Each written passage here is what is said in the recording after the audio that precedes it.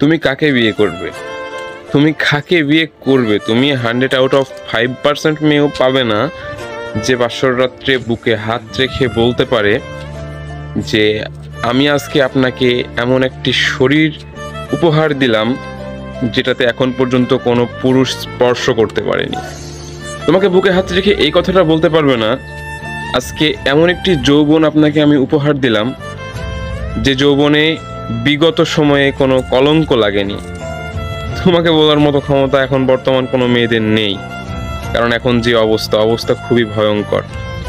তো আর 5 দিন যে কথাটা আছে প্রচলিত এখনকার মানুষের মুখে, এখনের পোলাপানেরা বলে আর কি, তো এইটা ডাজেন্ট ম্যাটার। আর যদি এটা ম্যাটার করেও তারপরেও তো তুমি পাবা না। 100-এর ভিতরে 5%-এর ভিতরে তুমি কেমনে পাবা? প্রায় অসম্ভব। তো আর এমনিতেও এটা লিগাল না।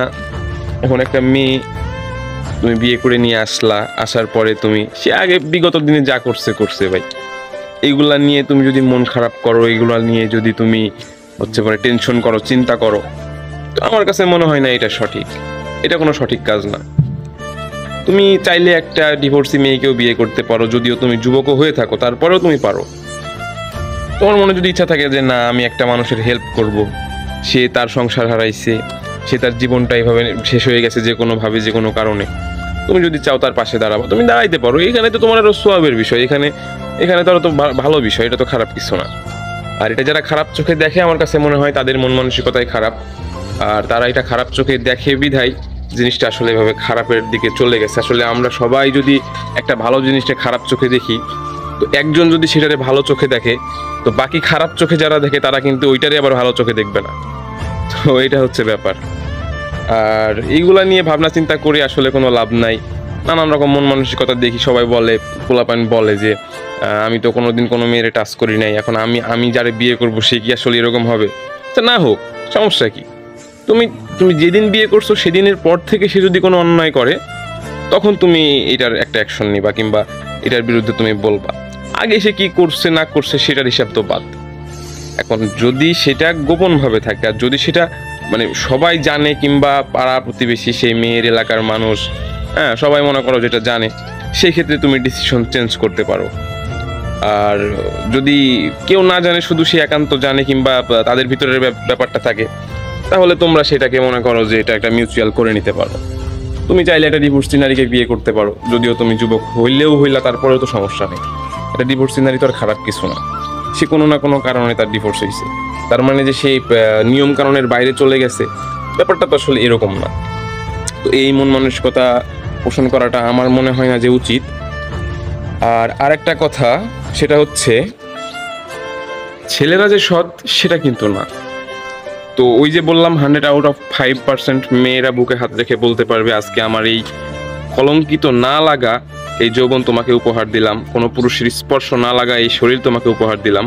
এরকম কিন্তু 100 আউট অফ 5% ছেলেরাও বুকে হাত রেখে বলতে পারবে না যে আমি কখনো রিলেশন করি নাই, কোনো মেয়ের দিকে খারাপ নজরে তাকাই নাই, কাউকে আমার জীবনে ভালো লাগে নাই।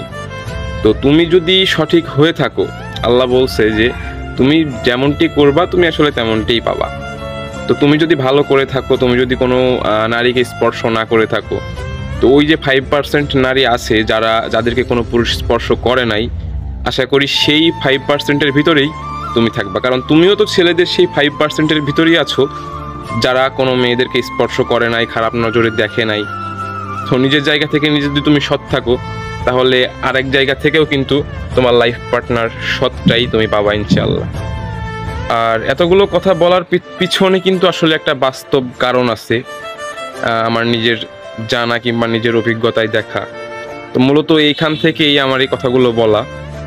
তো আমার একটা বড় ভাই, দুঃসম্পর্কেরই বড় ভাই, তো ও আসলে থাকে আর কি, শহরের ভিতরেই থাকে, ফ্রিল্যান্সিং করে, মোটামুটি স্টাডি করতেছে। তো ও সকালে নিয়ে আসে একটা মেয়ে, সে কিন্তু স্টুডেন্ট, মেয়েটা কিন্তু ম্যাচে থাকে। দুপুরবেলায় তার রুমে নিয়ে আসে আরেকটা মেয়ে, সেও স্টুডেন্ট, সেও কিন্তু মেসে থাকে। আবার রাত্রেও আরেকটা মেয়ে নিয়ে আসে, সেটাও কিন্তু স্টুডেন্ট, অবিবাহিত সবগুলোই, তারাও কিন্তু মেসে থাকে। তাদের বাবা মা কিন্তু ঠিকই জানতেছে, তারা কিন্তু সুন্দর মতো লেখাপড়া করতেছে, মেয়ে আমার খুবই ভালো, এই সেই অনেক কিছু। তো এই দিক থেকে যদি তুমি চিন্তা করো, তাহলে কিন্তু তাহলে কিন্তু এরকম মানুষ খুঁজে পাওয়া আসলেই খুবই কঠিন কাজ। তো এইগুলো নিয়ে ভাবনা চিন্তা না করে তুমি নিজে সৎ থাকো, নিজে ভালো থাকার চেষ্টা করো, অন্যদের উপরে দোষারোপ না করে তুমি নিজেই নিজের দোষগুলোকে ধরো। অন্যের দোষ ধরে তো আসলে কোনো লাভ নাই। অন্যের দোষ ধরে কারা? যারা নিজেরা দোষী তারা অন্যের দোষ খুঁজে বেড়ায়, একটা একটা করে খুঁজে বেড়ায়। আর যে অপরাধমুক্ত জীবন গড়তে চাই, অন্যায় নিয়ে বাঁচতে চায় না, সততার সাথে বাঁচতে চাই, সে কিন্তু দিন শেষে নিজের অন্যায় ভুলগুলোই খুঁজে বের করে সৃষ্টিকর্তার কাছে সেটার ক্ষমার জন্য প্রার্থনা করে এবং নিজেকে শুধরে নেওয়ার চেষ্টা করে। তো আমরাও নিজেদেরকে শুধরে নেব। এখন থেকে আগে যা করেছি এখন থেকে নিজেকে শুধরে নেব, সেই প্রতিজ্ঞাবদ্ধ হব ইনশাআল্লাহ। তো ভালো থাকবেন সবাই। আল্লাহ হাফেজ, আলবিদা।